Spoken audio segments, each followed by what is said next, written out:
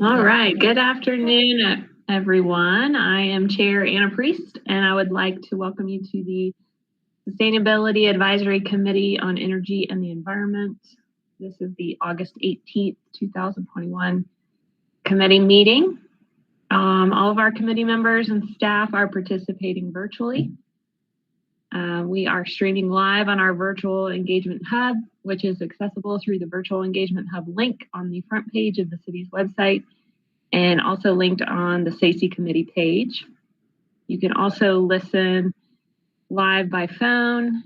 And for those of you who are listening in or who have joined us virtually, welcome everyone. So I'll now go through and introduce all the committee members who are participating virtually. And if you could just say a quick hello, unmute your microphone. But when you're not speaking, please keep it muted. So we have Ann Keller present. Good afternoon, everyone. Kim Austin. Hi. Maggie Gulick. Hi, everyone. Tim Orman. Good afternoon. Keith McDade. Hello. Steve Barron. Hi, nice to be here. And Allison Ormsby. Hello, everybody. Awesome. Thank you all for being here. Oh, and we also have Chris. Sorry, Chris Hellerine. I'm here too. Hello, everyone. Hey, Chris, sorry. I left you off because I'm reading the list from the minutes from last meeting. So we can just roll right into that. Let's see. Anything else? I think that's it. Anna, this is Sage. I'm going to call myself present as well. Hey, Sage. Thank you. We also have our staff members from the Office of Sustainability. Looks like we have just Bridget and Kira. Is Amber with us as well? Not at the moment. She'll be joining us late today. Okay, cool. All right. Well, then that brings us to the first item on our agenda, which is the approval of the June minutes. Has everyone had a chance to review those? All right. And if there are no questions or comments on that, would anyone like to motion to approve those? I'll make a motion to approve the June minutes. Awesome. Thanks, Anne. Do we have a second? I'll second. Thank you, Tim. All right. All in favor, I am going to read your names again, and you can let me know if you approve or yay or nay the minutes. All right. Anna Priest, yay. Ann Keller? Yay. Kim? Yay. Maggie? Yay. Tim? Yay. Keith? Yay. Chris?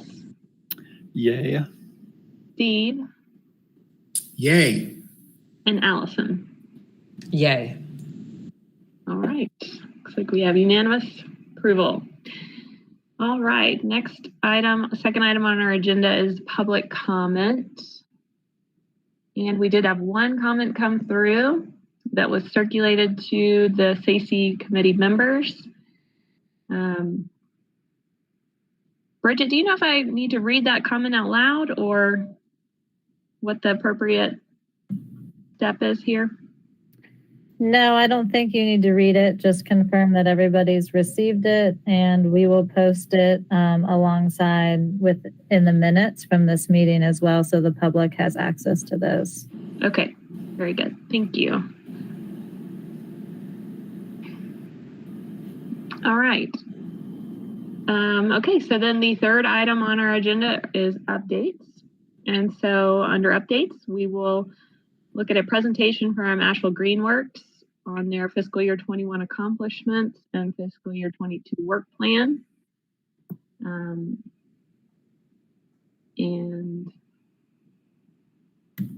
go ahead and get that presentation started. Thank you, Kira, for running the show.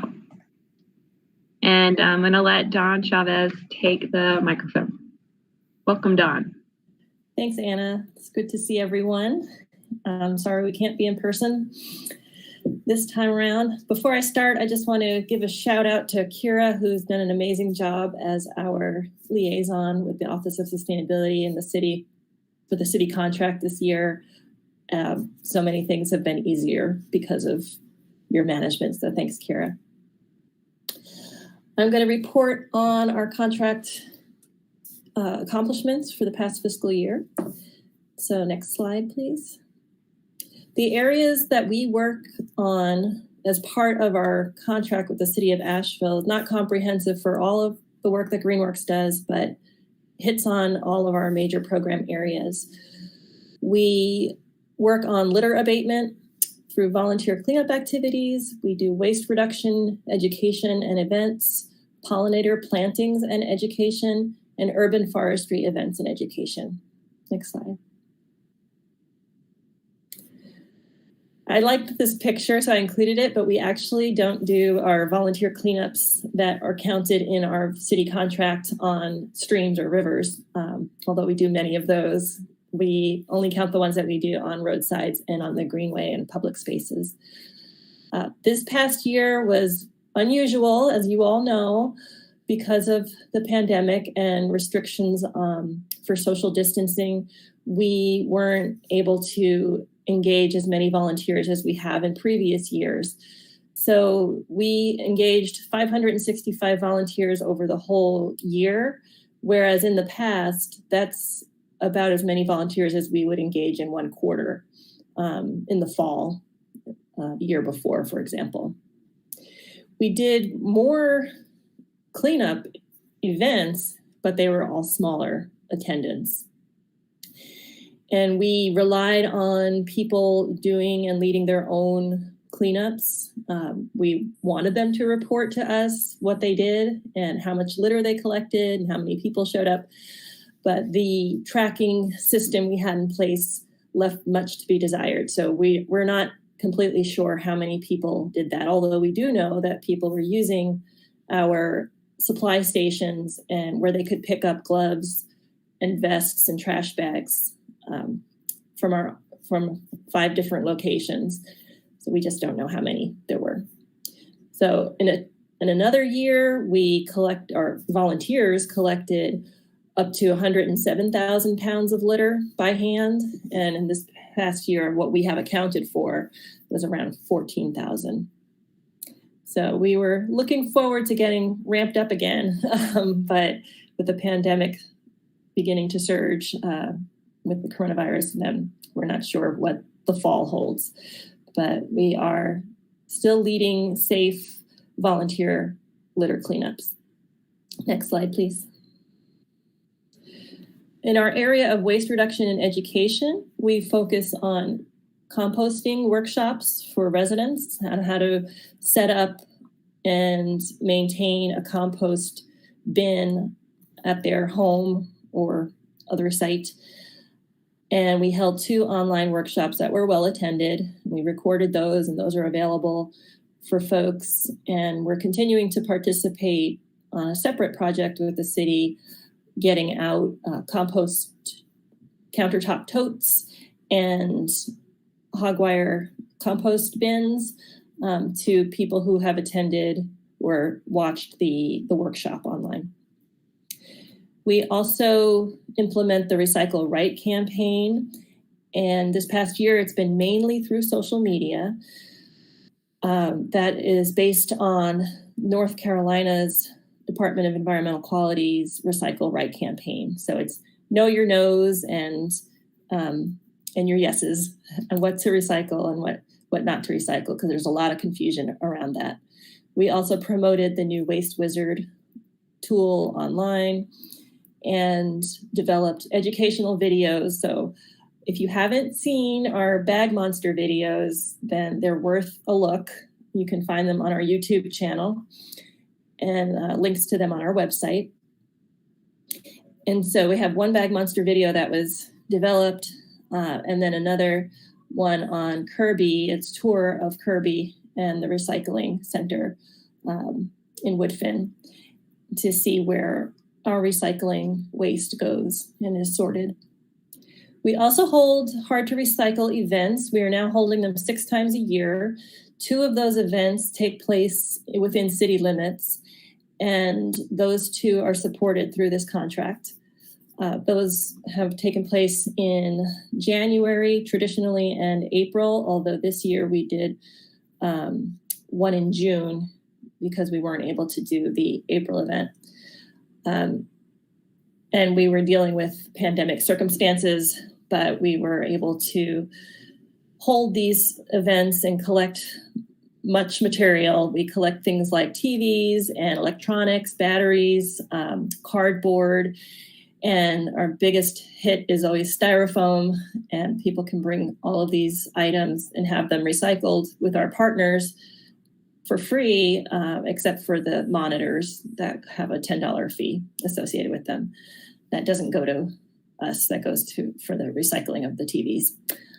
And they're very popular events, and we're now have expanded to Henderson County as well. Next slide, please. Greenworks manages the Bee City USA Asheville affiliate for the city of Asheville. And through that initiative, we do pollinator education and outreach. And part related to pollinator education and outreach is our Adopt a Spot program that has been challenging this past year as businesses who could adopt a spot, usually a piece of public right-of-way near their business, had other things to deal with.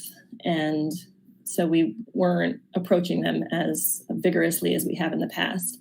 So we were able to pivot with that program and reapply the funds to managing and installing and maintaining a new pollinator garden on the Wilma Dykeman Greenway. It's called the Radhab, and it's by the Craven Street Bridge if you want to take a visit.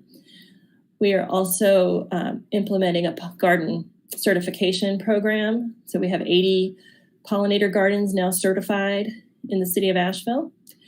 And we coordinate the monthly meetings of Bee City USA's Asheville Leadership Committee, on which Kira is now serving. And as part of that committee, we also have a whole group of really dedicated, active volunteers who put together 2 main events throughout the year and manage the Pollinator Garden Certification Program. The events include the Great Buzz Gathering in January, and that's to bring together folks who are doing pollinator work in one way or another, whether it's growing plants or doing education or doing research, to talk to each other and learn about what each other is doing. And then we also have Pollination Celebration, which is the 3rd week of June, during National Pollinator Week. And that's a whole series of educational and fun events to highlight the work of pollinators. Next slide, please. Oh, I should go back. Well, you don't have to go back to that one, but also we manage the certification to have Bee City, have Asheville be considered a Bee City USA affiliate. So we manage that certification process and submit a report and application each year as well. With urban forestry, which is everything trees in our network, we do the same thing for Tree City USA with managing the certification process. And this past year, we held 8 public workshops on urban forestry. Most of them were virtual and are recorded online, and some were hands-on. We have a tree keeper certification course where we have certified, I think this year we certified 15 tree keepers who help us at our native tree nursery in Sand Hill, and also help with planting projects and other urban forestry programs. We also developed online lesson plans and educational videos that again, our former environmental educator, Peter Menzies, does a great job as Bag Monster, but also he plays the two Peters on his educational videos about urban forestry. So those are fun to watch as well. And I'm not just saying that because he was our employee. Next slide, please. I guess we're done. So that wraps up our work for this year. And I'm not sure if there's time to take questions, but thank you for having me present. Yeah, thanks for that, Dawn. I think there is time for questions if the committee has any.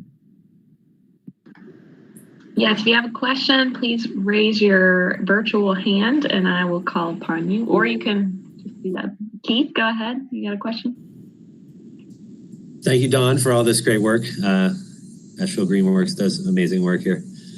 And I have a couple questions. One is about the Bee City USA status. And I'm just wondering how we're doing in Asheville in terms of policies around herbicides and pesticides, and if that's part of the certification or if that goes beyond the certification. Thanks, Keith. That goes beyond the certification process. To be certified, we need to have a committee that is working on pollinator awareness. We need to hold at least one celebration for Pollination Celebration Week, and we need to have a proclamation from the city.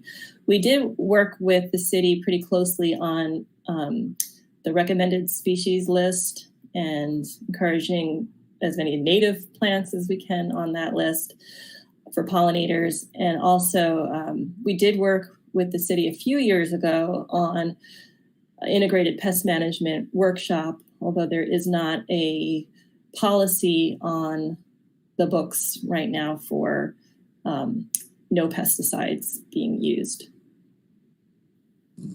Thank you. Thanks.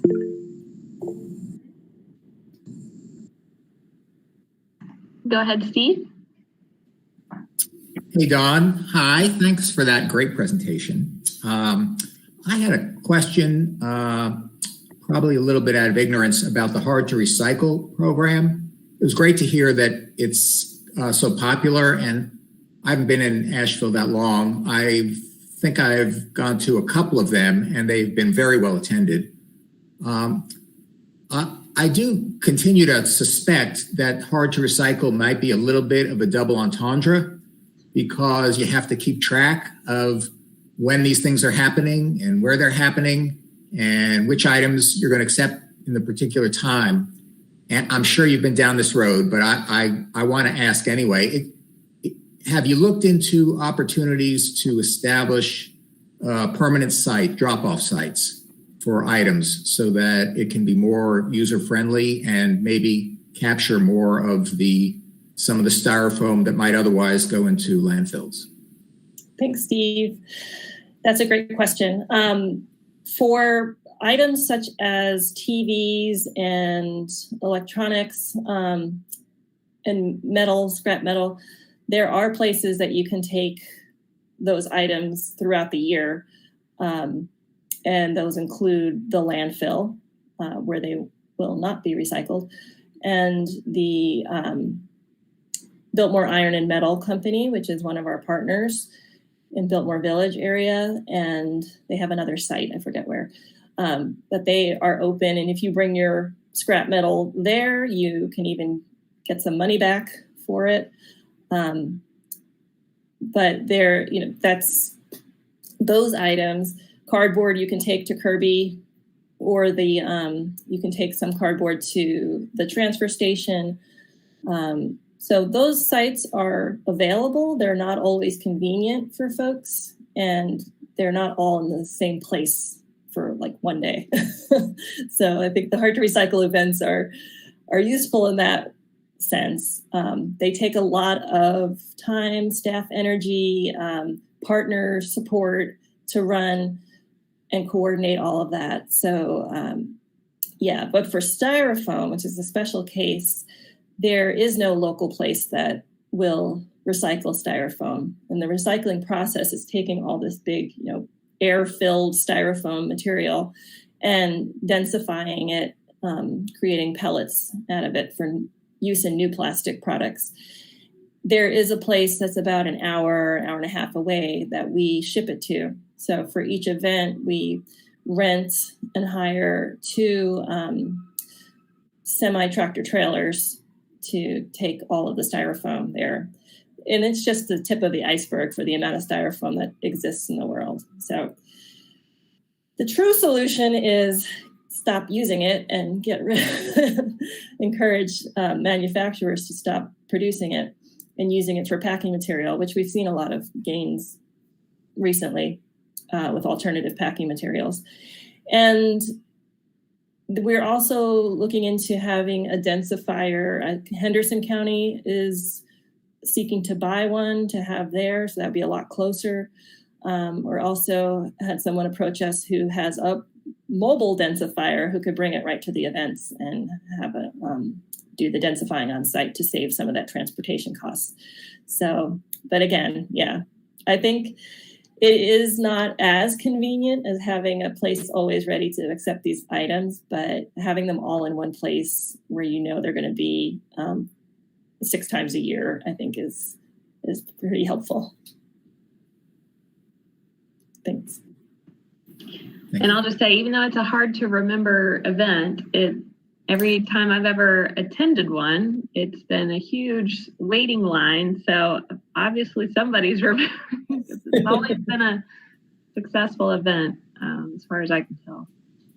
And I have participated in the river cleanups with you all in the past, and I think it would be kind of something cool for Stacey to potentially do as a group, you know, when hopefully our COVID numbers start falling again. Yeah, I'm seeing some thumbs up and some head nodding. So maybe that's something we can do before the weather turns too cold, or potentially even in the spring of next year. So maybe our group can join in with the cause, since your numbers were not as good this past year, Dawn. Maybe we can help that out. That would be great. Thanks. Yeah, when the river subsides a little after yesterday's rain, and we unfortunately lost a couple of kayaks and a trash trout junior to the river flooding. So we're hoping to find those and get those back, but we're also more concerned about people who lost other types of property, more important to them. So, but yeah, I would love to have you all out on a river trip. Yeah, that would be great. Thanks. Yeah, and thank you for mentioning that. I did want to take a moment during the meeting today just to recognize that we did have a major flood happen yesterday, and I hope that everyone here was safe and didn't lose too much property themselves, and hopefully this community can rally around those who did. Okay, was there any more questions for Dawn? Chris, you have your... I did. Okay, great.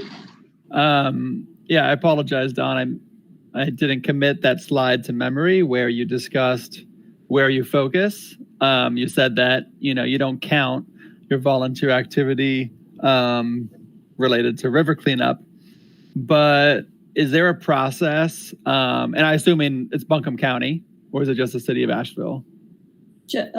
Where we work is the whole county, but Okay. This contract only pertains to the city of Asheville. And so the question that I have is there a process to make you aware of areas that may benefit from your team's volunteer work? And if you accept that sort of feedback from the community? Absolutely. Yes, there is a process. I mean, it's just mainly contacting our office. So giving us a call or email and let us know where these hotspots are, if there's a need for a cleanup to happen. Actually, next weekend, Eric Bradford, our operations director, is leading a ravine cleanup where they're going to rappel down into this ravine to pick up trash that's been dumped there. Depends on the type of trash or the nature of the property ownership where we will be able to work. We work in the public right of way for the most part, although we do assist on occasion with special projects on private property. But yeah, just give us a call. We'll be happy to hook you up. Great. Thanks, Don. Thank you. Are there any more questions for Dawn? All right. Thank you so much, Dawn. We really appreciate it. Thank you. Okay, so the next item on our agenda under updates is another presentation from Nicole Highbout from Bountiful Cities and Gina Smith from the Asheville Buncombe Food Policy Council. They are going to present on the fiscal year 2021 accomplishments and their 22 work plan as well. I will pass the mic to Nicole and Gina. Welcome. Thank you for coming. Hello. It's good to be here. I was hoping this would be my first opportunity to meet everybody in person, but alas, it was not to be. But I'm Gina Smith, coordinator for the Asheville Buncombe Food Policy Council. Nicole, are you participating in this as well, or are you just doing Bountiful Cities? Hi, everyone. I'm Nicole Heinbach. I'm the program co-director for Bountiful Cities, and I also serve on the Asheville Buncombe Food Policy Council. I'm going to be here for helping to answer any kind of questions or anything like that, Gina, for the ABFPC presentation, but otherwise I'll just be mostly conducting the Bountiful Cities presentation. All right, perfect. Thanks. Okay, I guess you can move to the first slide, Kira. Thanks. And just a very quick little bit of background about the Food Policy Council. We were formed in 2011, so that makes us 10 years old now.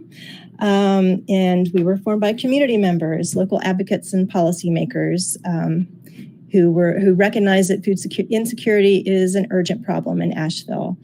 And our mission is to identify, propose, and advocate for policies, financial appropriations, and innovative solutions to improve and protect our local food system in order to advance economic development, social justice, environmental sustainability, and community resiliency. You can go to the next slide, Kira. So obviously, fiscal year 2021 had lots of challenges, but we also had some great things going on. Of course, COVID-19 presented a lot of challenges, especially to community engagement efforts, which are a very important part of the council's work. So we did have to try to find workarounds for in a lot of instances. We also lost our coordinator, Nicole Townsend, back in February. And that changeover of staff created some challenges as well. I took over as the interim coordinator in March and was hired as the permanent coordinator in June. But the council participated in the brand new Western North Carolina Food Justice Planning Initiative and continues to participate in that, including development of a new regional food council, which just had its first meeting back in July and is in the process now of trying to hire a coordinator. We also participated in the Food Waste Solutions WNC group, and I have been participating in the Restaurants and Retailers Working Group, and I'm also participating in the Education Working Group now. And we formed a Food Security Reparations Recommendations Committee and completed phase 1 of Food Security Reparations Recommendations Project, and I'll be talking more about that in a little bit. Next slide, please. So we had 6 total contract deliverables with the city of Asheville in fiscal year 21. The first one, Action A, was to work with the Office of Sustainability and Development Services to pursue fiscal year 20 proposed initiatives, including providing information to the Office of Sustainability on UDO policies in other cities regarding livestock and fowl ordinance fees. Action B is to collaborate with the City of Asheville's Reparations Commission to research and recommend a course of action to address food access and food insecurity through city-led initiatives. And that is one of the highlights I mentioned earlier. And obviously, that shifted a bit because the Reparations Commission had yet to be formed. So we found another way to move forward with that, which I'll explain in a bit. Action C, the coordinator will attend Urban Forestry Commission and Sustainability Advisory Committee for Energy and the Environment meetings to identify overlapping initiatives and provide food security and public edibles perspective. And so that's why I've been participating in these meetings. Next slide, please, Kira. So the next Deliverable Action D was to coordinate with Climate Justice Initiative to identify 4 communities with varying social economic makeups to conduct emergency preparedness workshops and share the City of Asheville's Climate Resource Guide. And we did end up working with East End, Haw Creek, South Side, and Shiloh communities on that. Action E was to select one neighborhood to collaborate with on developing a neighborhood emergency food planning process, and East End self-identified as the community to move forward in that area. Action F is to improve and expand the Asheville Edibles Map resource through collaboration with the City of Asheville IT and Office of Sustainability staff. And I'll talk some more about that too. We had to change that deliverable somewhat. So for the proposed UDO changes, I worked on staffing municipal documents and news stories to provide details on how and why park dedication fees were established in several U.S. cities. Actually, Nicole Townsend began that work earlier before I started with the council. After the change of leadership in the spring, we agreed with the Office of Sustainability to shift the focus of this deliverable to supporting the city's animal services staff in making recommendations for proposed changes to the UDO regarding beekeeping, chickens, and goats within the city. And I developed 2 information sheets to be used in publicizing these proposed ordinance changes if and when they're approved. And those documents can be used as templates for future ordinance changes. And the next slide, I think, shows examples of some of those flyers that were created. And you can go on to the next one too, Kira. So, all right, we can move to the next slide. For Action B, this was a really big project this year, food security reparations recommendations. With the Reparations Commission yet to be formed, we received approval to modify our output for the city, and we shifted the deliverable to determining a process for developing the recommendations. And that work included analyzing the impact of the city's urban renewal policies on food apartheid in Asheville. So a lot of research was done in that area. Noting best practices and case studies of successful initiatives addressing food apartheid in other municipalities. We had a fantastic intern who from UNC Asheville who did some work in that area and created a lovely report, which I think you'll get to see some samples of in a couple of slides. Recommending a process for developing a set of community-determined food security-related reparations recommendations for the city.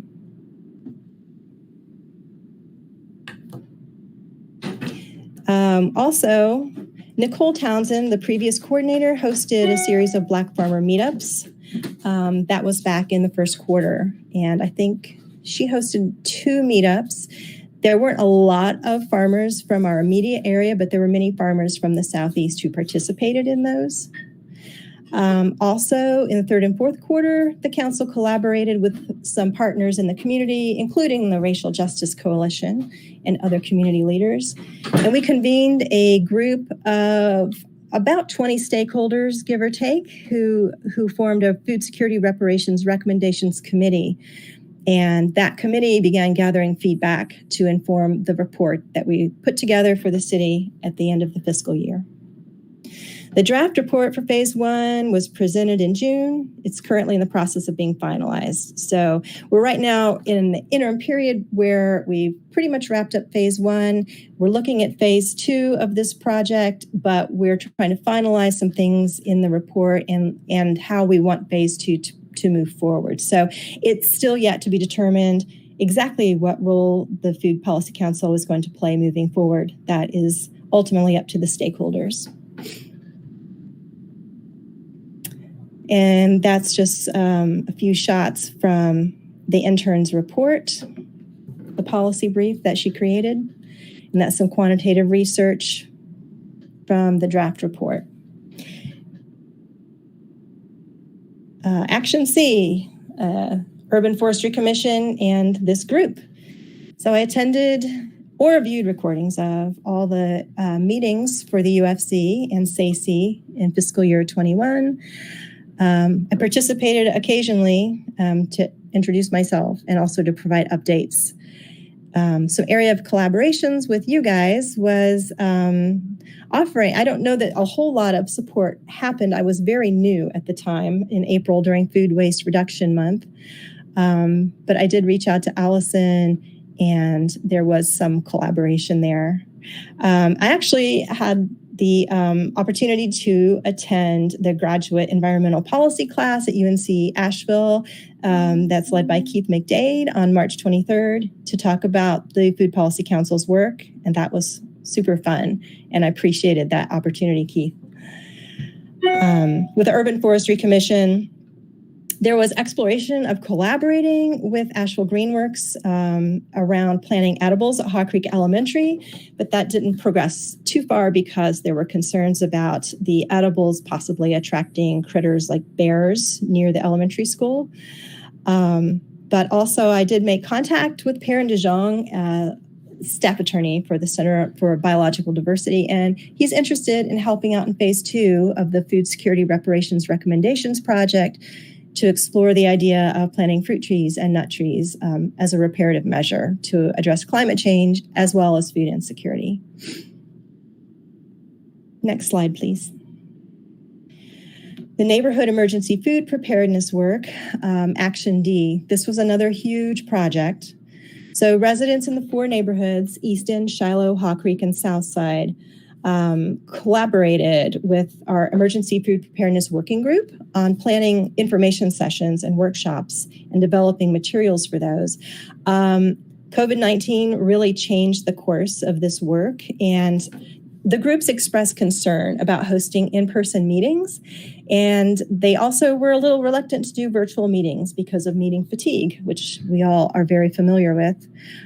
So the working group developed handouts and various resources in both electronic and print versions to be distributed in those neighborhoods, including an emergency response system diagram and a preparedness resource list designed by artist Karen Hanna. And there'll be a slide that shows photos of that in a moment. A survey to gather resident input toward developing an emergency food plan for each neighborhood. And of course, the City of Asheville climate justice information. Next slide, please.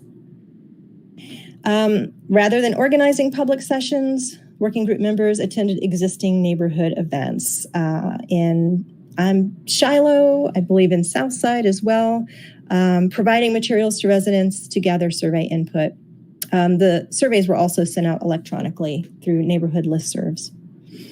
A final report was developed, reporting on the progress and results of the work within all 4 neighborhoods and an analysis of lessons learned. So Easton self-identified as choosing to move forward with developing its own neighborhood emergency food preparedness plan. So the council created a neighborhood food preparedness plan template with the help of a volunteer, Danielle Torres, which was distributed to all 4 of the neighborhoods. Easton residents were surveyed to inform the development of the plan, and the plan will be further fleshed out and finalized in fiscal year 2022 in collaboration with Easton leadership.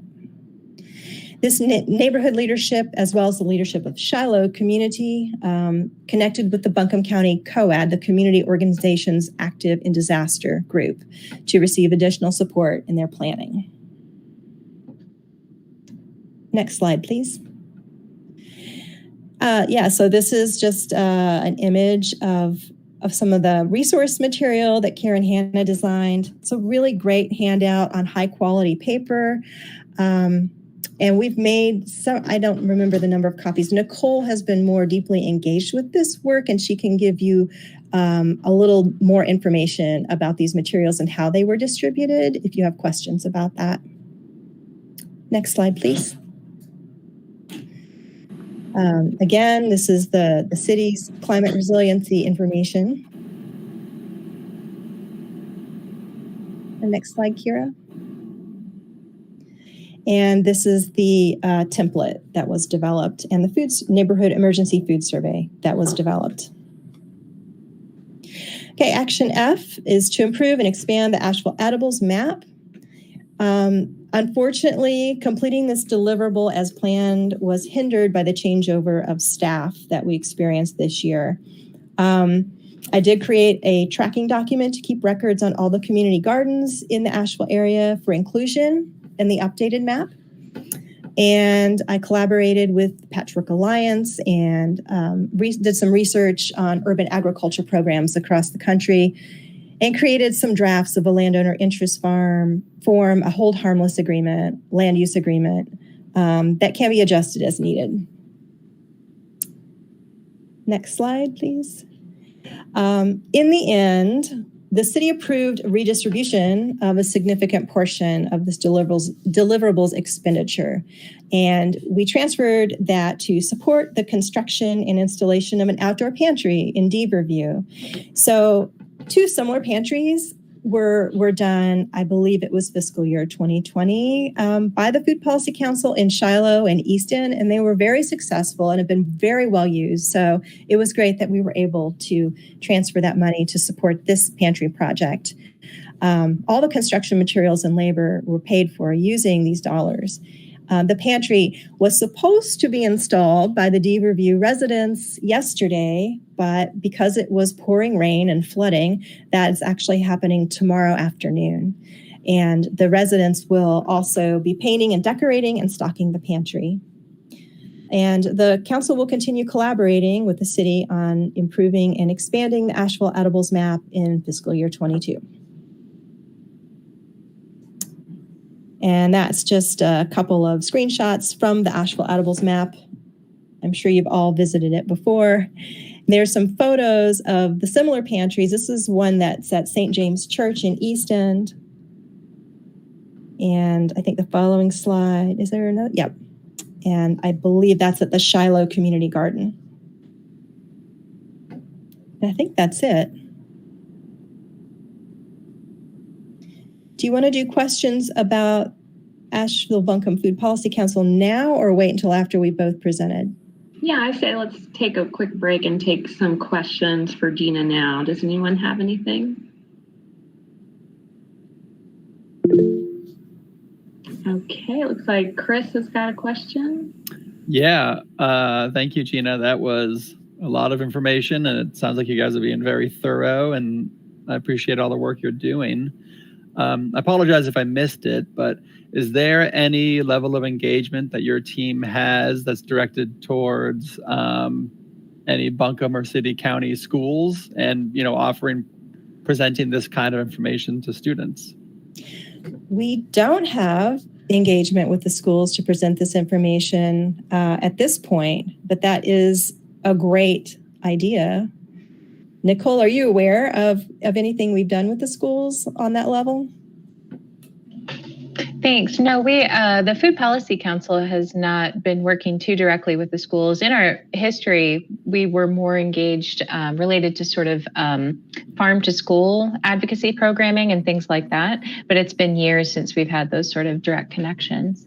Mm-hmm. Yeah, I'm aware many schools in the city that we live in already have some sort of like education around gardens and agriculture, and perhaps that's a good not replacement for the work that you're doing, but a potential opportunity for you guys to engage with students who might be learning about that in their curriculum, and then they could learn more about some of this great work that you guys are doing, and then in theory bring that home to tell them how great it is to their parents. That's a great idea, Chris. Thank you. And then I had another question quickly. You said that for the pantries that you've been installing, maybe I missed it, but is that funded by your team and you drop it off and then the local community stocks it? Or is it something that the community itself puts their own items into? Yeah, so we coordinate with the community and and I will let Nicole can actually give a lot more detail about this because she's been working on this program for quite a while. But we do work with community members who help plan, and in some cases they help construct the pantries, and they help to paint them and get them installed in the areas in their neighborhoods, and then they do work on keeping them stocked. It's like a mutual aid situation for those communities. And Nicole, if you want to add more to that. Sure. Yeah. Additionally, so the funding sources have come from all over in order to fund these. We did have some funds that came in fiscal year 21 from our contract with the Office of Sustainability of the City of Asheville that helped to support the development and installation of those two Shiloh and East End pantries.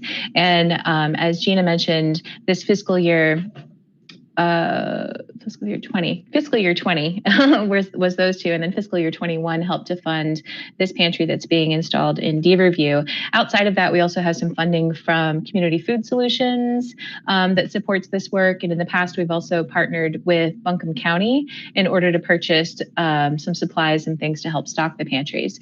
The pantries are stocked, just as Gina was saying, through a mutual aid kind of effort where it's neighbors helping neighbors, but also the pantry in the Shiloh community, because it's located at the Shiloh Community Garden, is frequently stocked by the garden directly as well. So tubers, things like that, are able to be stored in the pantry and distributed to residents in that kind of way. And then finally, the Food Policy Council and other kind of partnering organizations also work to organize volunteers to support the stocking of these pantries as well, so that people from beyond the neighborhoods and communities in which these are located are able to support that effort. And in the East End neighborhood, that particular pantry has been adopted by the St. James AME Church. And so that church congregation also raises funds and coordinates together in order to keep that pantry stocked. Thank you. Very cool. Good questions, Chris. I think Keith raised his hand next, and then we'll take a question from Steve.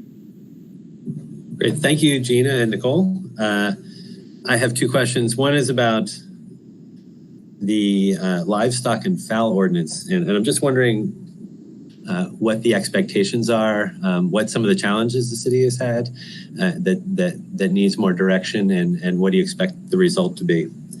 And then the second question is about community determined food security reparations. And I'm just wondering if you have some ideas that have come in, and I'd like to hear what they sound like. I'd like just to learn more about that process and perhaps the timeline for how that moves forward. Thanks. Sure. Yeah. First, to address the UDO question.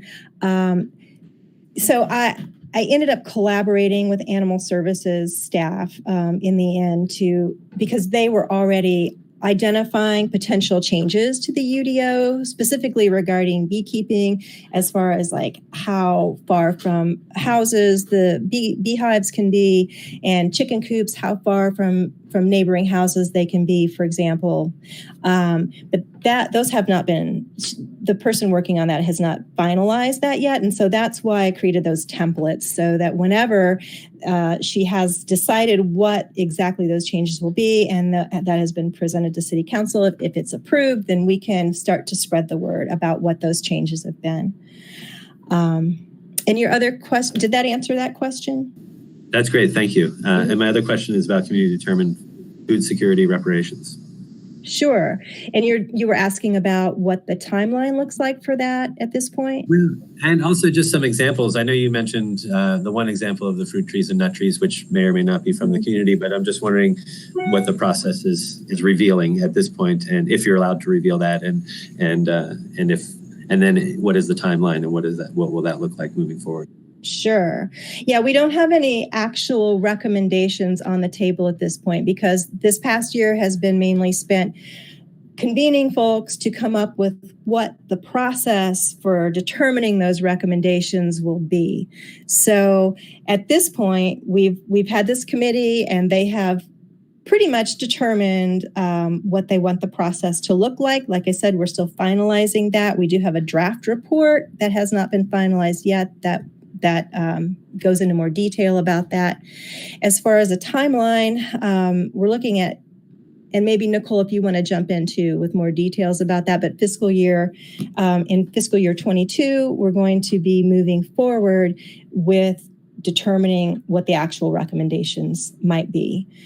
And that, I don't know how long that might take. I don't think anyone knows yet how long that might take. It could be a lengthy process. Thank you so much. Great.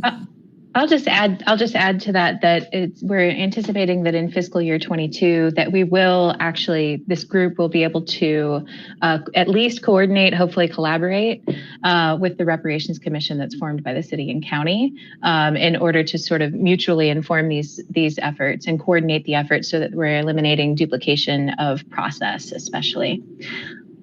Yeah, thank you. Oh, you're welcome. And I'll just mention one other just really quick thing about the food security-based reparations, that these reparations that will be coming forward from community residents are really specific to the food security harms that were caused as a result of urban renewal policies in the city of Asheville. So just to note that it is such a very specific piece of the whole kind of reparations picture that is going to be looked at by the Reparations Commission for the city and county. And because food security is a piece that is so often left out of those conversations, and because this is such a very specific activity that had results that people have right now a common lived experience and memory of, it felt like a particularly important piece to include. Thank you very much. Okay, let's do one final question from Steve, and then we, in the interest of time, we'll let Nicole do her presentation. Good, thank you. Actually, questions come in pairs, but they're two quick questions. Thanks for a great presentation. You guys cover a lot of ground in important areas. I just two sort of basic questions that will help provide context for me at least. Can you tell me off the top how many households in Asheville experience food insecurity? Oh gosh, Nicole, do you know that? I don't know that number. Yeah. So there are different ways of measuring food insecurity. The percentage that I'm most familiar with is that approximately 20% of households are experiencing food insecurity. However, during other kind of measurements that are conducted by the schools, they've found that even up to anywhere like 40% of students are experiencing food insecurity. So yeah, it depends on how those measurements are taken. Got it. My second question and last question is, historically, what events have created food emergencies in Asheville? Has the pandemic itself given rise to that kind of a situation? Yeah, and I'm sure, Nicole, you can speak to that because I think those two food pantries in Shiloh and Easton were in response to that, to the pandemic, weren't they? Yeah.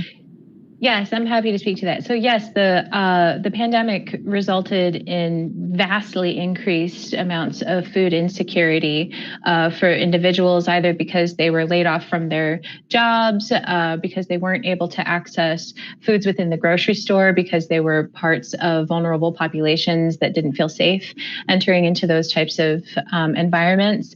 Manna Food Bank actually keeps numbers, and it's a really helpful tool to take a look at their dashboard because they are working across a 16 county area within the Western North Carolina region, and they're able to track from month to month exactly what that demand is looking like for charitable food distribution among their hundreds of pantry partners. And what we did see is that during the earlier months of the pandemic, we're sort of beginning to come out of it now, although we were beginning to come out of it. But in prior months of the pandemic, we were seeing the need exacerbated so significantly. And I don't have those exact numbers on top of my head, but it was twofold. It was 200% in many cases, and then some. So yes, that need has been significantly exacerbated. And then the other kinds of things that can cause food insecurity besides a pandemic are other types of climate-related disasters. When we have flooding, for example, or economic disasters, recessions can actually increase food insecurity because it has an economic impact on so many households. And then, of course, even policies. So when we see SNAP EBT be reduced or additional barriers introduced to receiving SNAP and EBT benefits, which are the supplemental food stamp benefits, then we see food insecurity numbers rise there as well. Thank you. Great. This is Sage. Go ahead, Just real quick, I'll share. I work closely with MANA, so that what we traditionally say is pre-pandemic, 1 in every 4 children and 1 in every 5 adults suffers food insecurity. I believe that it has gone up almost 30% since the pandemic hit, as of their last quarterly report. Wow, those numbers are staggering for sure. Thank you for sharing that, Sage. All right, I don't have to hand the microphone back to Nicole because she has done a great job of explaining a lot of these answers. So I apologize for the misspelling of your name on the agenda. It looks like it's Heinbaugh. Nicole, please go ahead and start your presentation. Thank you for coming. Okay, thanks so much for having me. So Bountiful Cities and the Asheville Buncombe Food Policy Council collaborate across a single contract with the Office of Sustainability. That's why our presentations are kind of together in that way. So this is the Bountiful Cities portion. Next slide, please. So our planned actions in fiscal year 21 were to complete and implement an edible park maintenance plan across several different edible parks in which we've been partnering with the city on, and including signage, developing signage for at least 2 of those edible parks, and exploring community garden development opportunities for the George Washington Carver Park and the Montford Park, which is located at the Tempe Avery Community Center. That was one. Additionally, facilitating network connections and food production resource sharing among our community garden network participants and members and the general public. And then finally, managing and facilitating the expansion of the city's Asheville Edibles program. Next slide, please. So related to that first action, the edible parks, we held 15 community workdays at George Washington Carver Edible Park and Tempe Avery Edible Park. We also held 1 community workday and a site eval at the West Asheville Edible Park, sort of in preparation for this next fiscal year's activities. A community garden was developed and installed at Stevens Lee, which now has active participation, including season planning with the community and city staff. We discussed the possibility of community garden development with Tempe Avery staff. We're not quite sure where that is going to go just yet, but in preparation for that, an area has already been cleared during one of the community work days for a potential future location for that garden. We developed site maps for George Washington Carver Edible Park and the Tempe Avery Edible Park.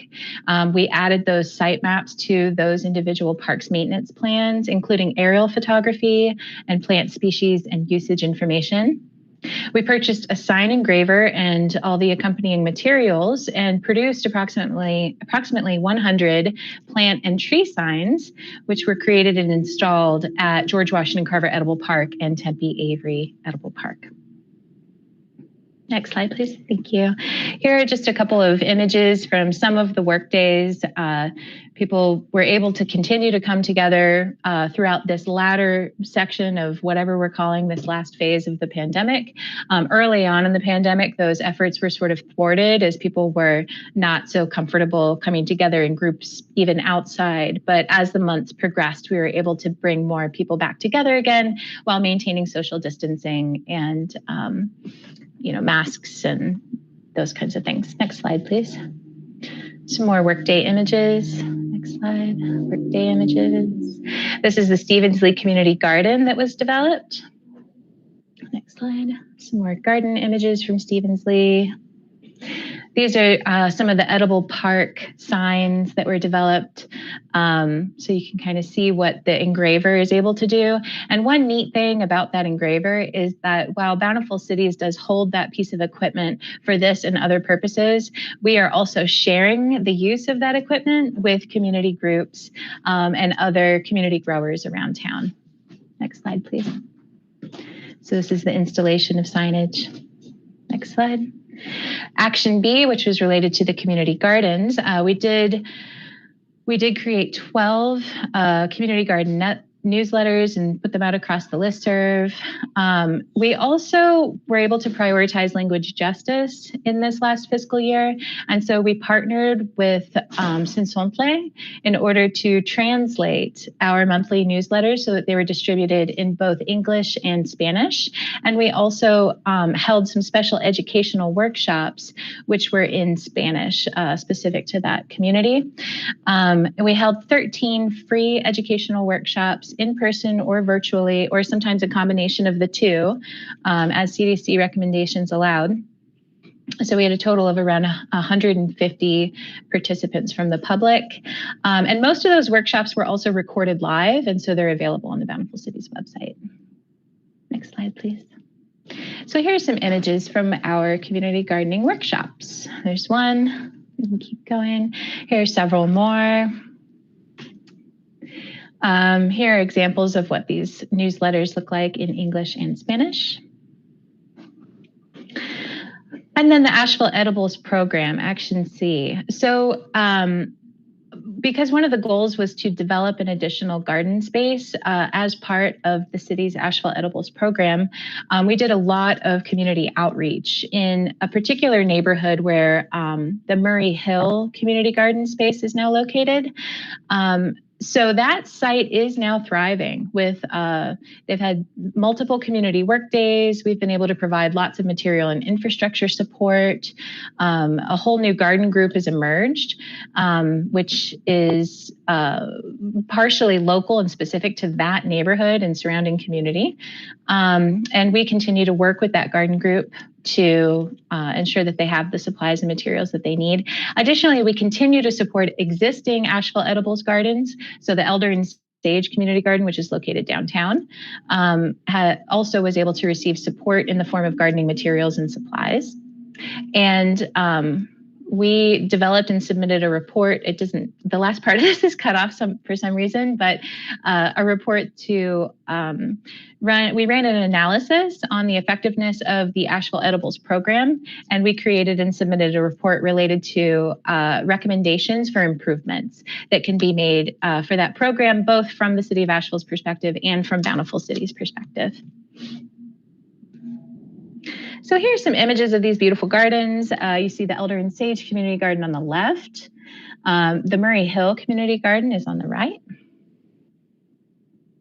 This is one of the work days at the Murray Hill Community Garden. This is one of the work days at the Elder and Sage Community Garden. And that is the end of the presentation. Happy to take questions if there are any. Thank you, Nicole. Yes, please raise your hands if there are any questions for Nicole.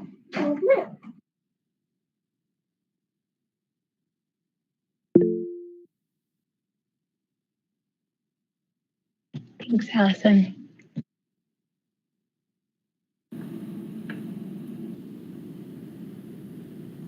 Must have answered all the questions earlier, so which is just fine because we are right on time for new business on the agenda. And our first presentation under item number 4. Oops, let me see if I can find the agenda again. Is a presentation and discussion on Asheville's community carbon footprint by David Gordon. Is David Gordon ready? I'm ready if you all are. All right, take it away, David. Thank you for joining us. You bet. Thank you. I know I'm coming in on the tail end of a few presentations, so if you need to get up and stretch or do whatever it is you need to do to make sure you don't fall asleep.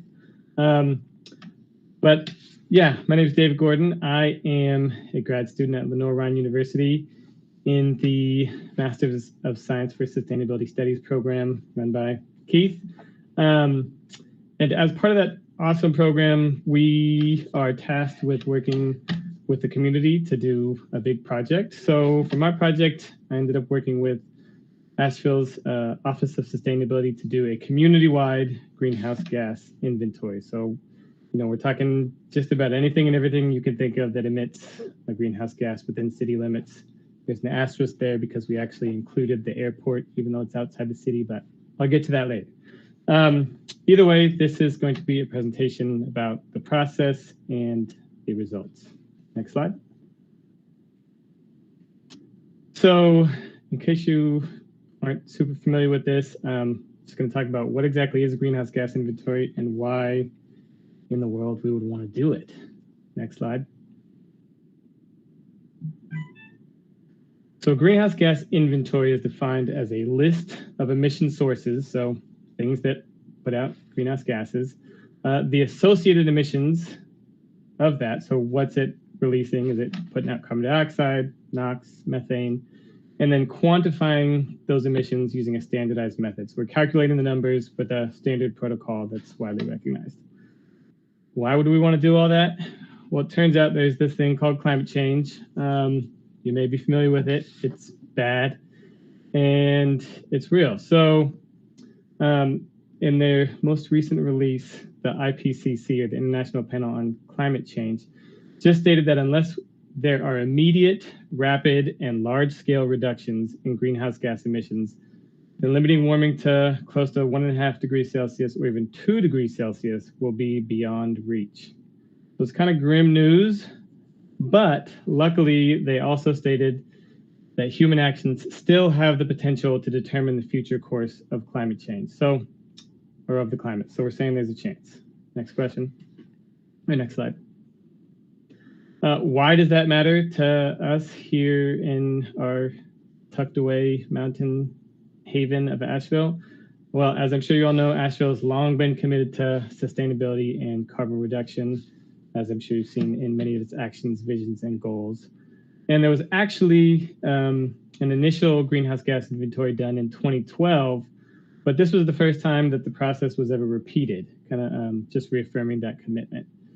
And this whole big process is really just one step in the lifelong journey of Asheville and its commitment to sustainability, carbon reduction, and meeting those sustainability goals. Next slide. Why does any of this matter to Asheville, and why are we going to try to do stuff? Well, cities and urban areas, well, they only cover about 2% of the land on Earth's surface, are actually home to over half the world's population and account for about a whopping 80% of greenhouse gases. 80%. So that's pretty major. And you can see if you're looking at those numbers, why action at the local level is really critical for greenhouse gas reductions, especially when considering all the decisions that local governments make, like building construction, transportation investments, land use, etc.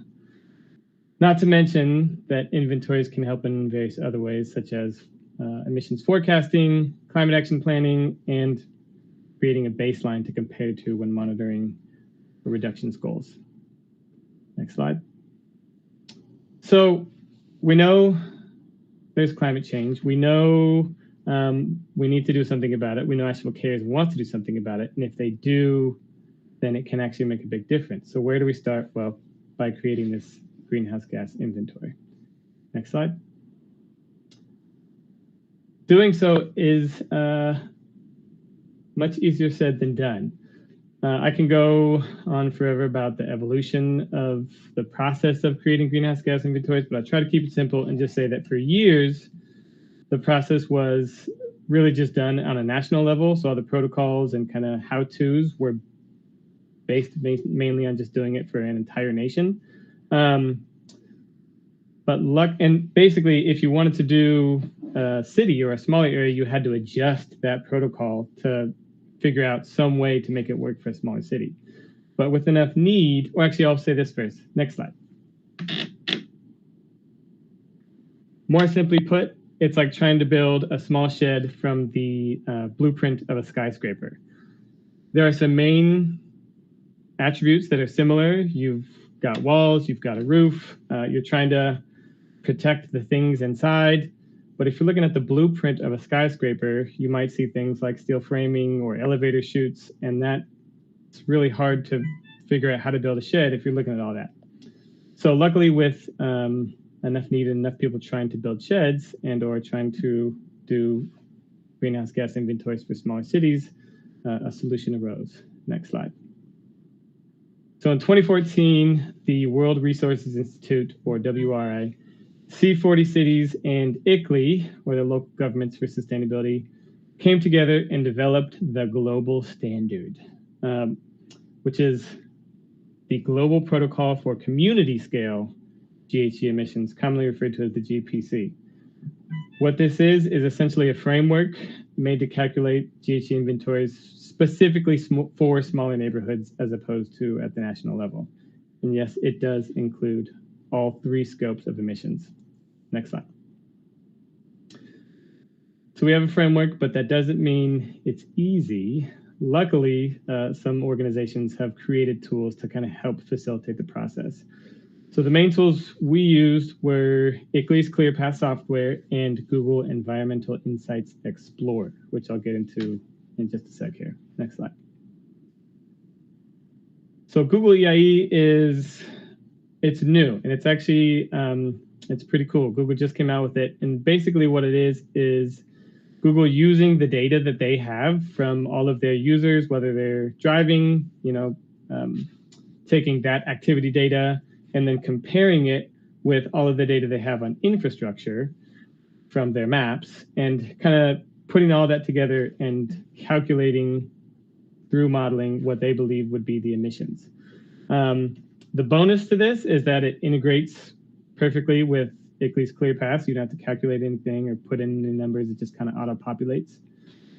The downside is that data is really limited to emissions just from transportation and to some buildings. And I had every intention of going to the website so you guys could see it, because I think it's really cool, but we'll just explore a little bit from the screenshots that I took.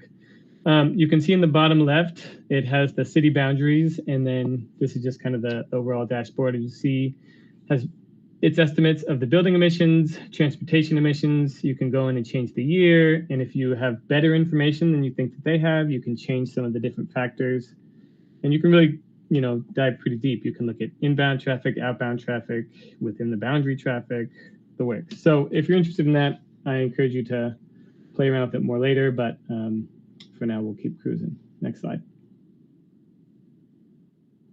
And the main big kahuna that we used was ICLEI's software ClearPath. What this is essentially an online software platform, but it's aligned with GPC, which we referred to earlier, and their reporting requirements for completing these local government inventories. It is also the most widely used and recognized tool amongst local governments. So that's the big bonus, kind of a no-brainer. It's got a long history of credibility and recognition for being sort of the standard. Next slide. So you can see I'm kind of starting big picture and narrowing down on it. Getting into the process overall was really one of collaboration and data collection. But what that looked like on an even smaller level, I'll tell you in a sec. Next slide.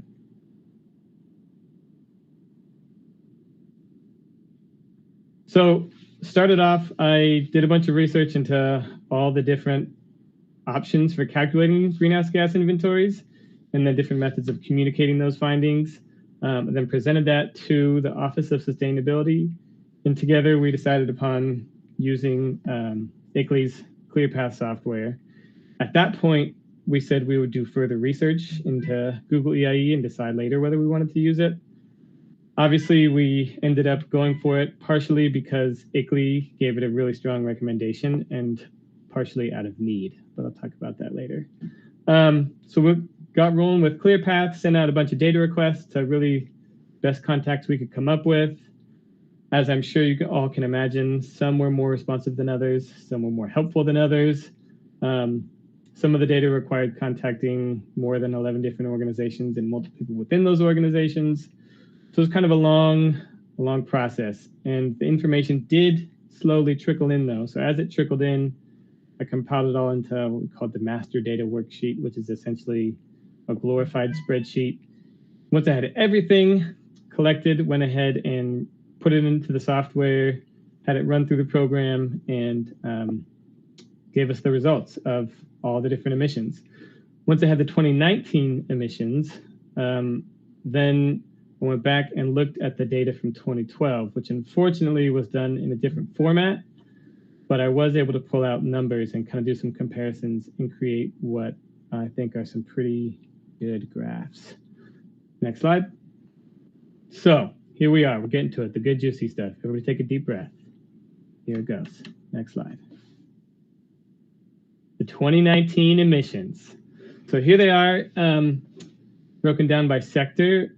Put them in a pie chart here so you can kind of see percentage that they contribute to overall emissions.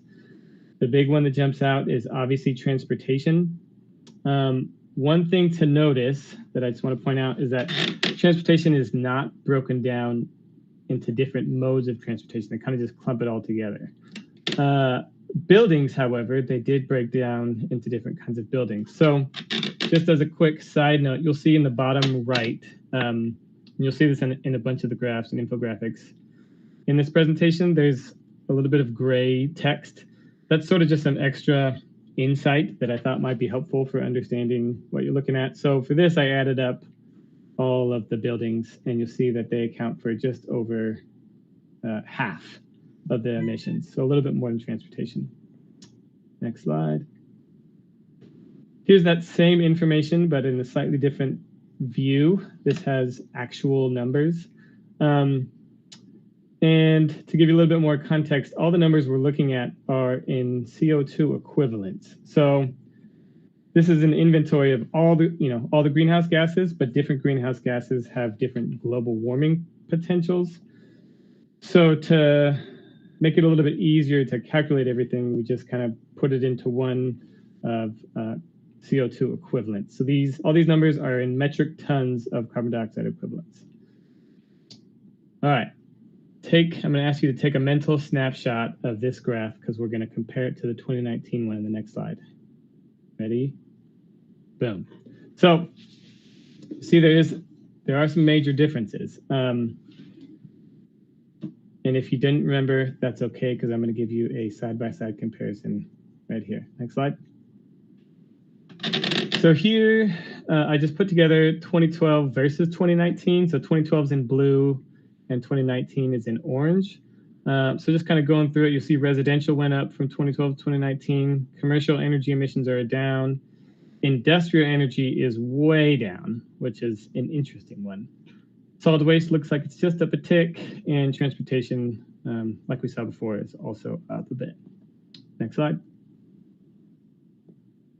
Here's that same info again in the pie charts, just so you can look at percentages again. Similar stuff from before. So you see from 2012 to 2019, transportation's way up, industrial's way down. But one thing I thought was interesting, even though it's a very small slice, if you look at solid waste for 2012, it accounts for 0.6% of total emissions. But then in 2019, it's doubled to 1.2%. It's a small slice, but just an interesting thing that I thought was worth pointing out because it's not obvious in that. Next slide. So now I want to dig a little bit deeper into what I'm calling the big three: residential, commercial, and industrial, with a little nod to the Olympics because I love the Olympics. So next slide. All right, here we are in with the big three for electricity emissions. And you'll also see that similar light gray text in the bottom right with some insight, but there's an addition of some red text. So backing up and talking about scope of the project a little bit, unfortunately, it was outside the scope of this project to figure out why there may be some of these big changes. It's a big, complex, complicated thing. So there's no way I can definitively say this is why this has happened, but I do have some questions about it. So some of those questions about potential factors you'll see here in red. So looking at the left, you see the residential went up a little bit. So in red, you see, I'm wondering if population increase might be a factor for that. And then I also include a resource to something that might have a little bit more information that could give some answers. This one being Asheville Housing and Population Report. Jumping over to the industrial, like we saw, major reduction, which again is interesting, especially because Duke actually said that they've seen an increase in industrial customers since 2012. So something weird's going on there. Next slide. Here's those same three, and this is looking at the natural gas emissions. Residential's up, just like before, commercial's down, just like electricity, but industrial, instead of being way down, is actually up for natural gas. So I was wondering, why would this have happened? What could be some potential factors? Could it be regulations that are curbing those emissions? Were different emissions factors used to calculate those emissions? And I actually just last night, I couldn't help but do a little bit of digging because I was curious. And I found out a little bit more information last night. So if you have more questions and you're interested, ask me at the end. But for now, we're going to power through. Next slide. Jumping into solid waste a little bit. We'll go into that a little bit. Next slide. Same as before, 2012's in blue, 2019's in orange. And we saw that the contribution to overall emissions doubled, and what that looks like in actual numbers is a 36% increase. So again, just wondering what could have caused that. Could it be construction and development that's a factor? Maybe tourism or new businesses. I know those all kind of go hand in hand. And there's a resource down here too, the TDA tourism reports that could potentially hold some insight. Next slide. And last but not least of what we're diving into, we have transportation and mobile sources. So there's an asterisk on there for the on-road and off-road. On-road because this was by far, strangely enough, one of the hardest pieces of data to get. So we ended up using the Google EIE for the transportation info, well, for some of it. And for off-road, like I mentioned before, we did include airplanes in the airport, even though it's outside city limits, largely because they did in 2012, and I wanted to compare apples to apples. So let's look at that. Next slide. So here's the numbers. You'll see there is a big jump up. It's a 26% increase from 2012 to 2019. And originally, my thought was, well, I wonder if that's the airport. I know there's been a big, a lot more activity going on there. And you see there is a big uptick in emissions from the airport, but it doesn't account for nearly as much as the transportation sources overall. So just wondering what else could be a factor. I was thinking maybe commuters who live outside the city but commute in. And again, I have a resource to commuter info there. Now we're going to wrap it up. So next slide. So bringing everything together, total emissions with everything added together. 2012 is just barely less than 2019. It's just a little bit more than a 1% increase from 2012 to 2019, which I feel like isn't too bad considering there was an 8.5% population increase. And speaking of population, if you're wondering what that comes out to per capita, I will tell you. Next slide. Per capita emissions, in 2012, we were at 16.53, and we dropped that down to 15.32 in 2019, which is just under the national US average for 2019 at 15.52. Next slide. So, kind of wrapping it up, bringing it all together. Some of my discoveries throughout this process, one is that persistence pays off, usually, except when the data doesn't exist, or at least not necessarily in the format that you need it in which case, then you just do the best you can with the information available. And ultimately, this produces the best possible results because you're using the best information available, which was sort of tough for me to wrap my head around, but kind kind of had to accept it. Also learned that Excel is not nearly as scary as I've always thought, and that Asheville still has a long way to go, but doing this inventory process is a great step in the right direction. Next slide. So, conclusion and next steps. The greenhouse gas inventory is really only as beneficial as what is learned from it and what it is used to accomplish. So let's use this as a tool to accomplish great things. My recommendations for next steps include doing more research into the reasons for some of those changes we saw between the two inventories. Also recommend continued monitoring of emissions and doing repeated GHG inventories at least every 2 to 5 years or more if possible. Other recommendations include utilizing some of ClearPath's other functions. They have functions for monitoring emissions, for forecasting future emissions, and then forecasting it based on different planning scenarios, which I think could really give some good insight into understanding where to focus energies in order to create the best and most impact. And the last recommendation is that, sort of stated by the IPCC, which is big picture of really immediate, rapid, and large-scale reductions. Next slide. And finally, I just want to say I'm incredibly grateful to have been able to do this work, and I've had so much support and guidance from City of Asheville, Office of Sustainability, Dr. Keith McDade, and Lenoir University, and the dozens of other people who have helped along the way, especially my wife.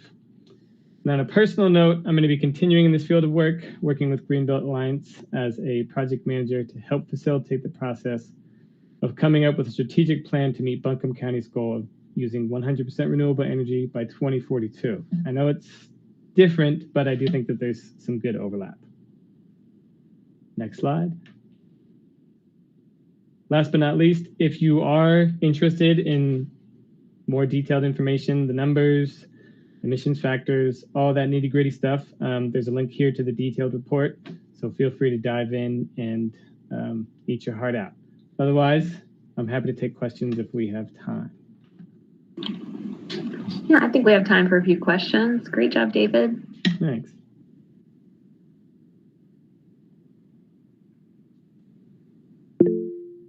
All right, Keith. I have a question. Great job. That was wonderful. I'm curious about the airplanes. And so first of all, how that's measured. And second of all, I just got a text while we were in this meeting that Legion Air is expanding a flight to Key West. And so as we expand and have more and more flights coming in, that's not helping us. But how do they measure airplane emissions? Is it all the different locations and the entire trips of planes that leave the Asheville airport? That's a good question. Yes, kind of.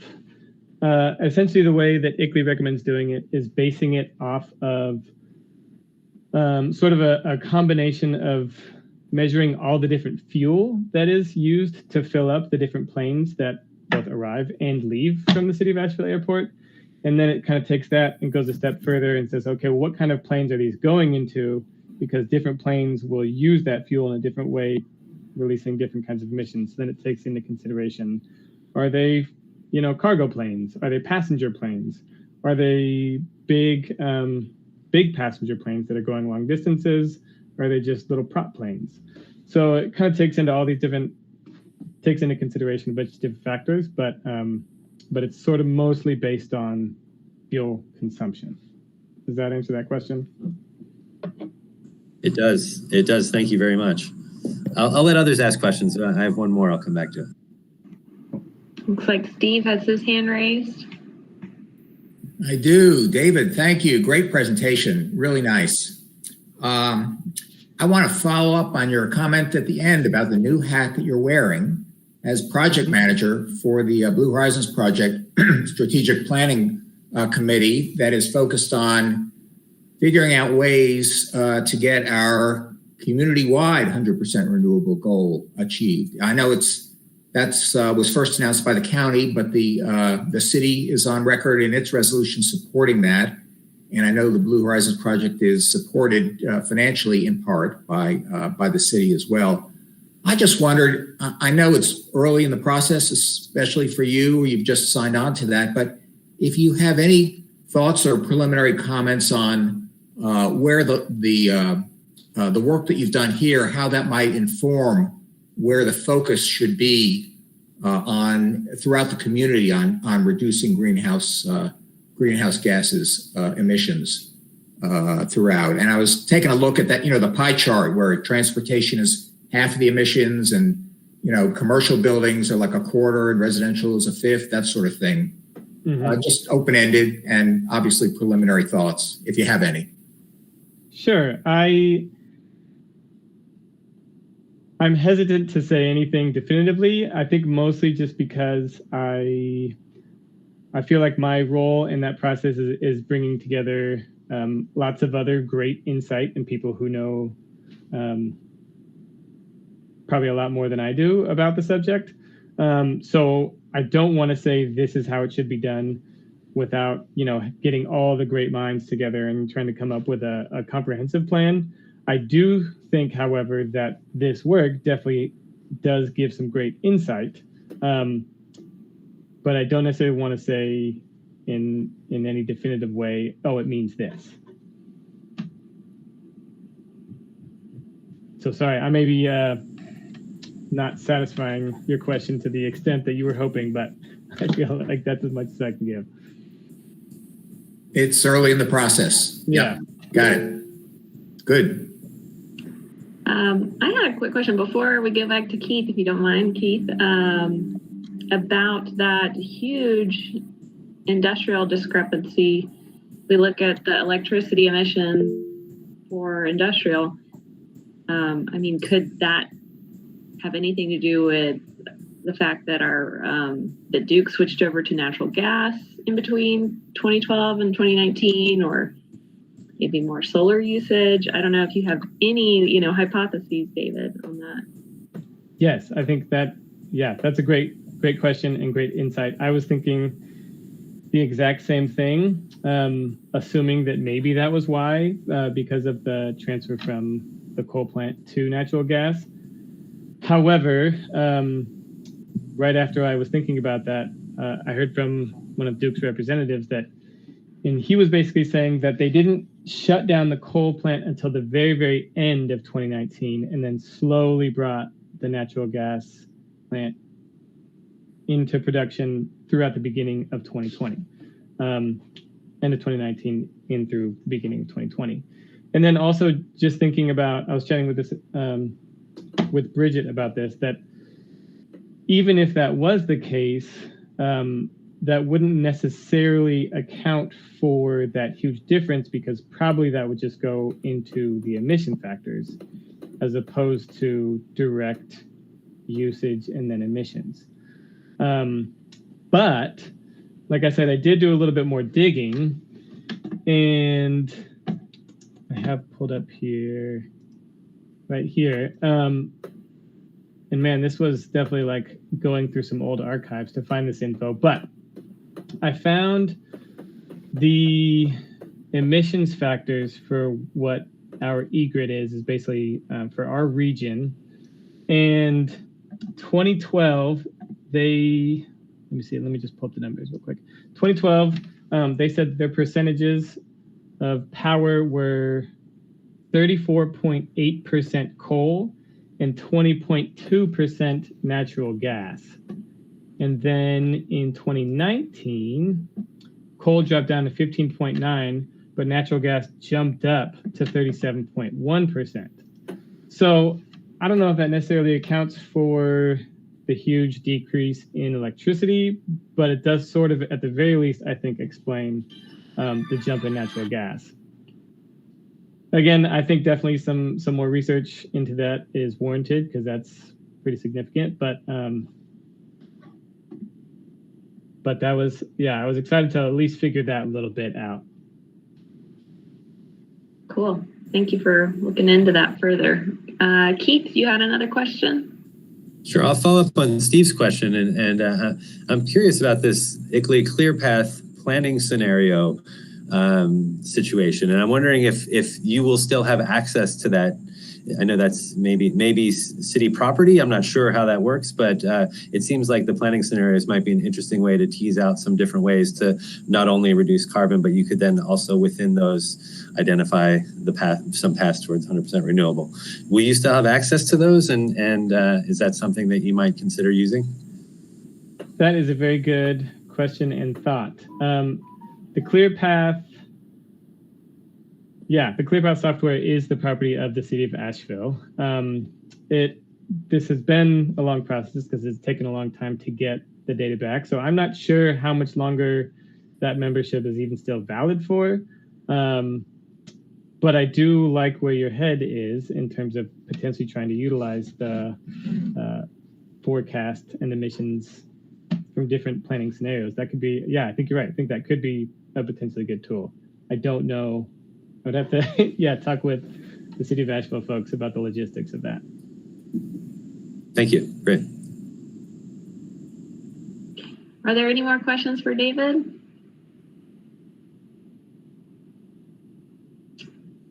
Okay, awesome. Well, thank you so much for that awesome presentation, David. We'll now switch over to Bridget. She is going to give us a presentation on the municipal carbon footprint. Take it away, Bridget. Good afternoon, everyone. Only 6 more slides of presentation for you, so you can hang in there with me. Again, I'm the Energy Program Coordinator with the Office of Sustainability for the City of Asheville. And just want to give Dave Gordon another round of applause and thanks for all of his work on putting together that community carbon footprint for us. It's I think he underestimates or appeared to underestimate the work and the grueling task of trying to get this data from people and put it together. It's a lot more time consuming than I think anyone would think about when they look at those beautiful graphs and whatnot. So just want to thank him for his time and his effort. So I just thought it would be a good idea to pair these 2 conversations together as we're looking at our community-wide emissions to turn and look at our municipal. So if you want to go to the next slide, I just put in a little background for those members of SACE who are new to this group and also for the members of public that are listening right now. A little background on how we got to where we are. So City Council first established a carbon reduction goal in 2007. That was an 80% carbon reduction based off of our FY 2008 emissions, which would get us 80% of the way there by 2050. And then in 2011, City Council passed a following resolution accelerating that annual target to a 4% annual reduction for 5 years to then be revisited and reconsidered, which since hasn't happened. But if we do meet that accelerated time rate, we would get that 80% reduction by 2030 instead of 2050. So moving on to the next slide shows us where we've been and where we're headed. So you can see the blue line at the top is our baseline emissions. The red line is that target at a 2% reduction a year. The yellow line is at that 4% target per year. So it appears a little after the red line starts because that's when we adopted that 4% accelerated reduction goal. And then the green line is our actual reductions as they've tracked. So you can see that there were some times where we had significantly larger savings than our target, and sometimes where it was less than that. And those big dip in our emissions reductions was mainly to do when we upgraded our outdoor street lighting to LEDs. So in FY20, we did receive about a 2.3% carbon reduction in municipal operations and our 35.5% towards that 80% overall carbon reduction goal. So the next slide shows you kind of where those emissions are coming from. So the chart on the right kind of shows you the categories we're looking at. And then the chart on the left shows you the fuel sources So predominantly electricity is our biggest emitter.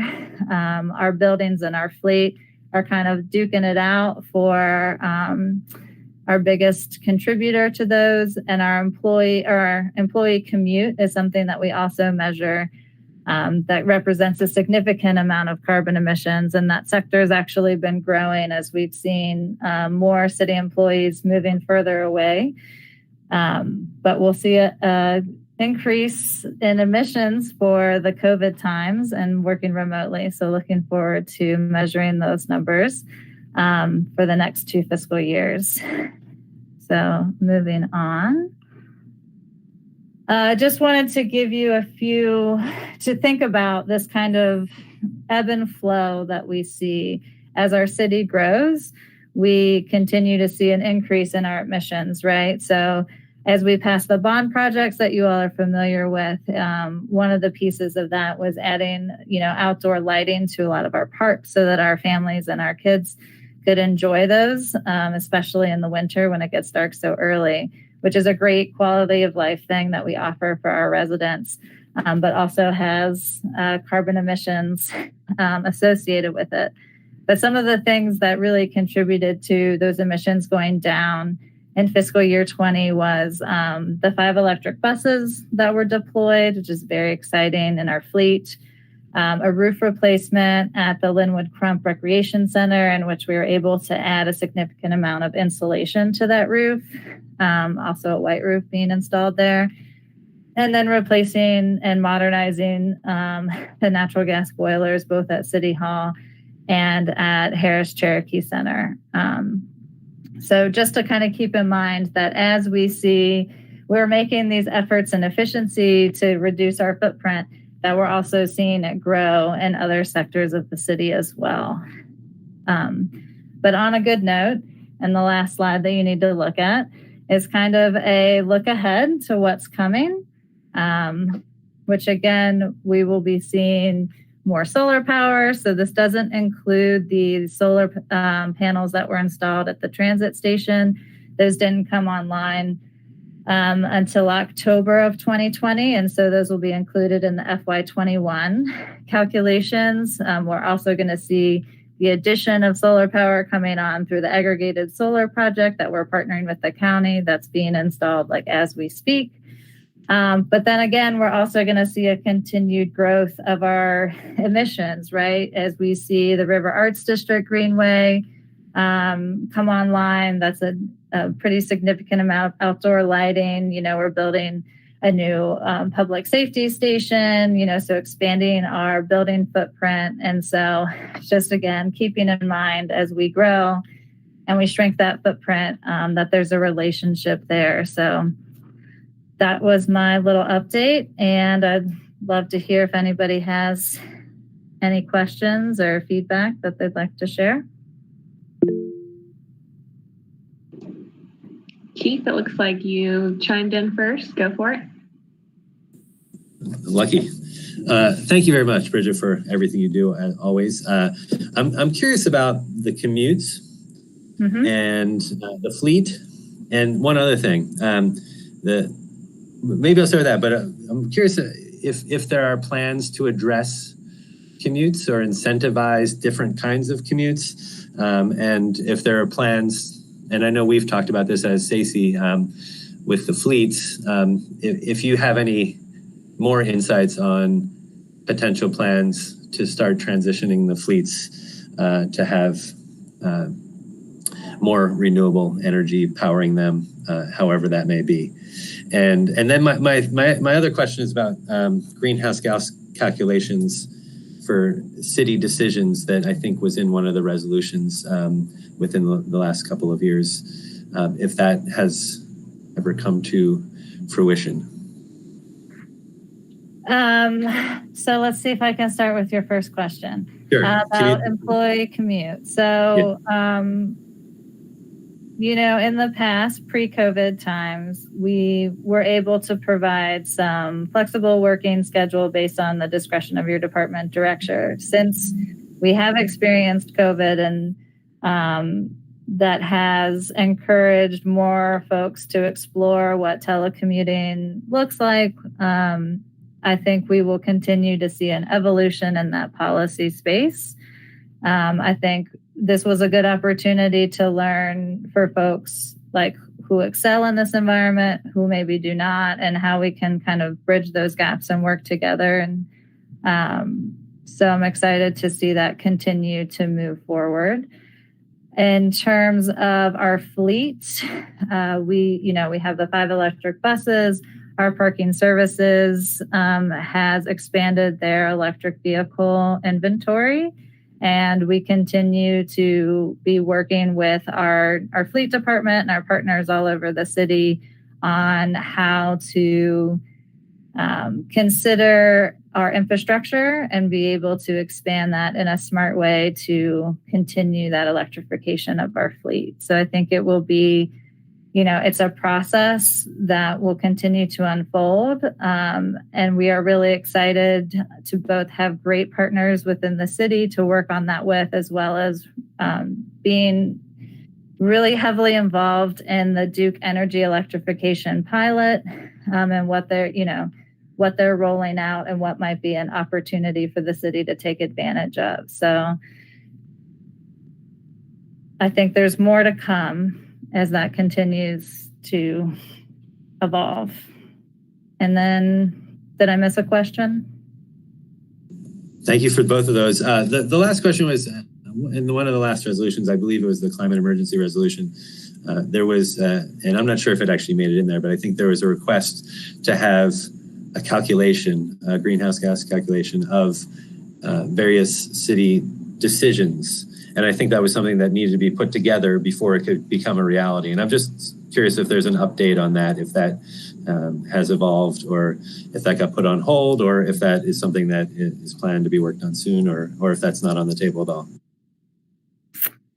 So we do include our carbon emissions information as part of our, budget summary document so that is available. We are continuing to work with our budget team and our capital improvement plan to look for ways to figure, to include this information as we're going forward. But I would say we're still trying to figure out what the best way to communicate that information that can be applied equally across all of the projects. I think can be a bit challenging.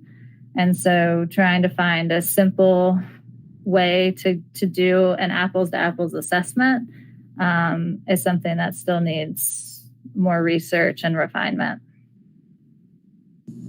Thank you. Mm-hmm. Steve, you had a question? I did. Remind me never to play Jeopardy with Keith. He always gets that hand up. I had a couple questions, actually.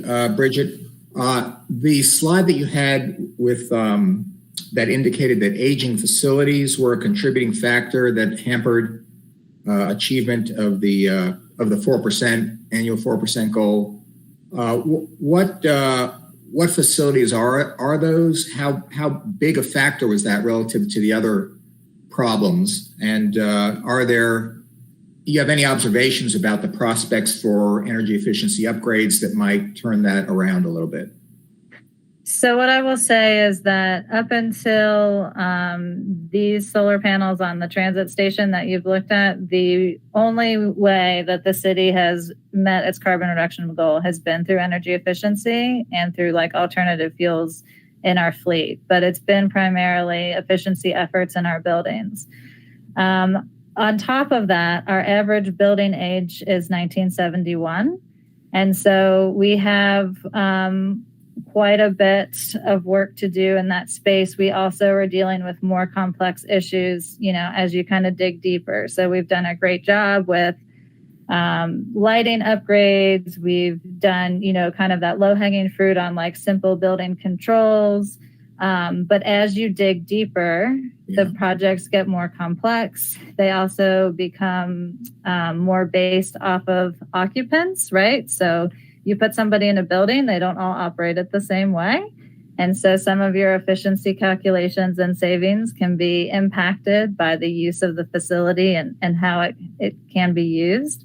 And so I think that's where, we have to dig a little deeper, and we also have to be a little bit more conservative with some of those energy efficiency savings based on how the change of use is happening. So I think those are all primary factors that we're dealing with on the regular. Okay. Thank you. One other quick, if I may. That 4% annual reduction goal leading to 80% was, as you indicated, a 2011 resolution. And of course, in 2018, we had the 100% renewables for municipal operations and then the climate emergency. So in effect, it seems to me that while those later resolutions don't speak to annual reductions, that 4% isn't going to cut it. That the bar has been raised on that as a result of these additional later resolutions, and I am guessing that the municipal climate action plan that's going to be worked on is going to try to pull all of these together and give a sense of what the path is to basically getting to 100, whether it's certain reductions on an annual basis or not. Is that sort of where all this is headed? Correct. I think the landscape has changed quite a bit, both in climate goals and whatnot, and also I think we do need a refresh to bring all those together and figure out what's the most efficient and cost-effective way to move forward to accomplish all of those resolutions. Great. And we're just getting started in that process, right? There's no timeline at this point. Correct. Right. Yeah. Unfortunately, the contracting process takes a really long time, surprisingly or not. So we have not kicked off the official project yet. We're still trying to cross all the T's and dot all the I's. Good. Good. Thank you. Are there any more questions for Bridget? All right. If not, I will move to adjourn the meeting if there are no objections. And thank you all so much for participating tonight, and look forward to seeing you all next time.